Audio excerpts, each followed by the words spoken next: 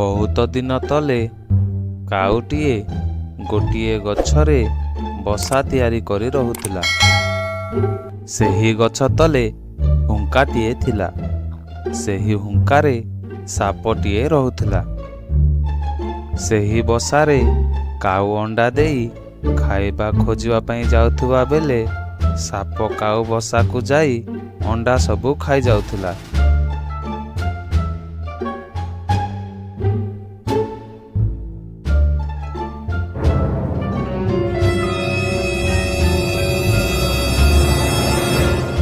କାଉ ଫେରି ଆସି ବସାରେ ଅଣ୍ଡା ନଥିବା ଦେଖି ବହୁତ ମନ ଦୁଃଖ କରୁଥିଲା।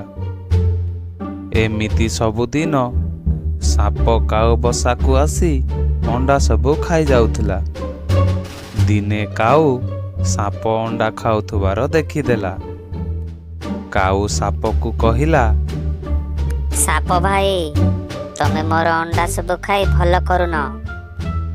ସାପ କହିଲା, କ୍ୟାଁ କ୍ୟାଁ କ୍ୟାଁ କ୍ୟାଁ କାଉ, ତୁ ପୁଣି ମତେ ଡରାଉଥାଉ। ଯା, ତୁ ମୋର କ'ଣ କରିବୁ? ମୁଁ ତୋର ଅଣ୍ଡା ସବୁ ଖାଇଛି, ଆଉ ଆଗକୁ ବି ଖାଇବି। ଏହା କହି ସାପ ତା ହୁଙ୍କାକୁ ଚାଲିଗଲା। କାଉ ମନ ଦୁଃଖ କରି କାନ୍ଦିବାକୁ ଲାଗିଲା।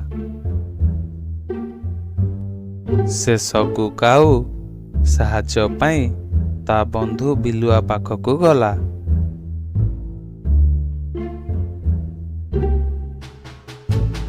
ସେ ବିଲୁଆକୁ ସବୁ କଥା କହିଦେଲା। ବିଲୁଆ କହିଲା, ଆଉ ନାନୀ, ମନ ଦୁଃଖ କରନି। ମୁଁ ତତେ ଗୋଟିଏ ଉପାୟ କହୁଛି, ତୁ ସେଇଆ କର। ଏଇ ପାଖ ପୋଖରୀରେ ରାଜକୁମାରୀ ସକାଳୁ ଗାଧୋଇବା ପାଇଁ ଆସେ ଓ ତା ସହିତ ସିପାହୀମାନେ ମଧ୍ୟ ଆସନ୍ତି। ତୁ ସେଠାକୁ ଯିବୁ ଆଉ ରାଜକୁମାରୀର ସୁନାହାର ନେଇଯାଇ ସାପ ଗାତରେ ପକାଇଦେବୁ। କାଉ କହିଲା, ଏମିତି କଲେ କ'ଣ ମୁଁ ସାପଠାରୁ ମୁକ୍ତି ପାଇବି? ବିଲୁଆ କହିଲା, ହଁ ନାନୀ, ମୁଁ ଯାହା କହୁଛି ସେଇଆ କର, ତୁ ସାପଠାରୁ ମୁକ୍ତି ପାଇବୁ। ସକାଳ ହେଲା। ରାଜକୁମାରୀ ପୋଖରୀରେ ଗାଧେଇବା ସମୟରେ କାଉ ଉଡ଼ିଯାଇ ସୁନାହାର ନେଇ ପଳାଇ ଆସିଲା।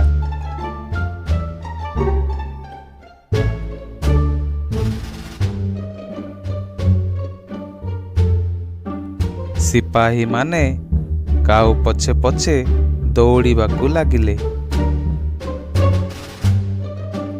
କାଉ ଉଡ଼ିଯାଇ ସାପ ରହୁଥିବା ଗାତରେ ରାଜକୁମାରୀର ସୁନାହାର ପକାଇଦେଲା।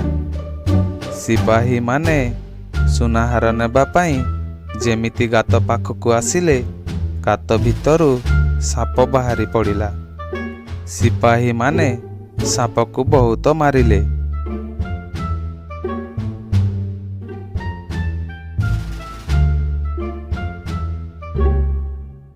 ସାପର ପ୍ରାଣବାୟୁ ଉଡ଼ିଗଲା। ଶେଷରେ ସିପାହୀମାନେ ସୁନାହାର ନେଇ ସେଠାରୁ ଚାଲିଗଲେ। କାଉ ସାପ ଦାଉରୁ ରକ୍ଷା ପାଇଗଲା। ସେ ତା ବସାରେ ସେହି ଦିନଠାରୁ ଆରାମରେ ରହିବାକୁ ଲାଗିଲା।